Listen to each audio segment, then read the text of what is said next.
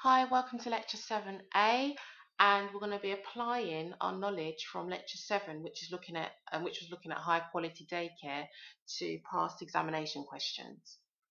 So the researcher was interested in the quality of daycare. Outline one characteristic of high quality daycare for 9-month-old children. So you can use any of the three we spoke about in lecture 7. So you can use, for example, well qualified staff. You can use, for example, low teacher to child ratio, or you can use, for example, low staff turnover. Whichever one you use will be absolutely fine. Other research has shown that quality of care is important when considering the effects of daycare on children. Outline two characteristics of high quality daycare. So again, characteristic one, whichever one you use. So it could be low staff turnover, or the characteristic two can be well trained, qualified staff. Okay, and just do a brief explanation of what you mean to get you your full mark. So 2 marks. You state it, explain, state, explain. Explain how childcare has been influenced by findings of research into attachment. So this is just basically for 4 marks. Talk about the things now which make up high quality daycare. So you can talk about to ensure that daycare has high qualified staff or low staff turnover, to minimize the effects of disruption. Yes, so you don't need to know any studies here. You just need to know what are the qualities that make up good childcare.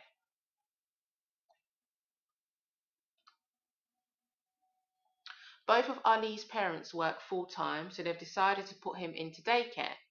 They do not have any relatives or friends who could care for Ali, but there are several types of daycare available locally. Name 2 different forms of daycare which might be suitable for Ali. So here you can use either nurseries or childminders.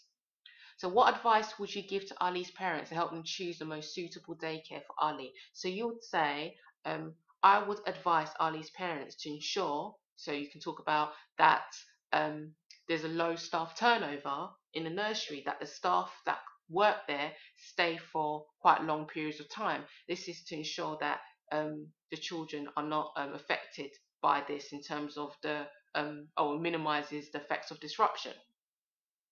Another one you can talk about is make sure all staff are fully qualified, that you've seen their certificates, they've all got the right certificates to be able to look after children properly. Okay, so that should be enough. So you should probably just use 2 bits of advice that make up high quality daycare.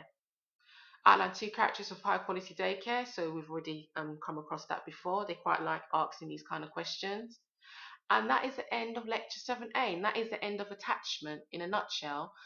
If you look back over the lecture of attachment, you'll find that I've only really used 13 studies. If you learn those 13 studies, you'll be absolutely fine. You can apply it to any question that they can throw at you. Um, and further lectures now, so lectures 8, 8A, 9, and 9A, it's going to be looking at maybe the long answer questions, the 12-mark questions, and looking at how you go about writing those. And I've actually written them out and see how I've done it so you can emulate it as well. Any issues or problems, please leave me a comment and I'll try and respond to you.